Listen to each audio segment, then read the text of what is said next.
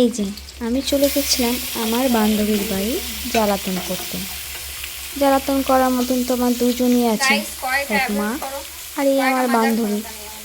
এই যে ও বলছে কালো কড়াইটা আর ভিডিও করতে হবে না, তাই আমি বলছিলাম এই কালো কড়াইয়ের দিকে কেউ নজর দিও না, কালো কড়াই তোমরা চোখ বন্ধ করে নাও, শুধু চিকেনটার দিকে ফোকাস করো।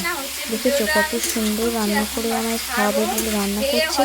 আর এই যে ওর হাতের যেন জাদু আছে, আলাদাই স্বাদ হয় রান্না, বেশ ভালো লাগে। আর আমি একটু জ্বালাতাম, এই যে ও একটু খুন্তি রাখলেই আমি একটু সেটা নিয়ে নাড়াচাড়া করি।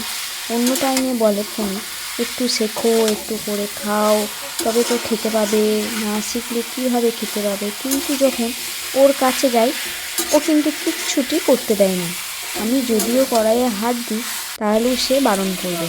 আর এই যে লঙ্কার গুঁড়ো দিয়েই যাচ্ছিলো, আমি তাই বলছি কত দেবে আর লঙ্কার গুঁড়ো, বললো না ওটা কালার হবে। এই যে আমি এখানে একটু খুন্তিটা ধরেছি, বলছে সাবধানে হাতে লেগে যাবে, আর খুন্তিটা একটু গরমও হয়ে গেছিল, যেহেতু কড়াইয়ের মধ্যে ছিল খুন্তিটা তাই সরানো ছিল না।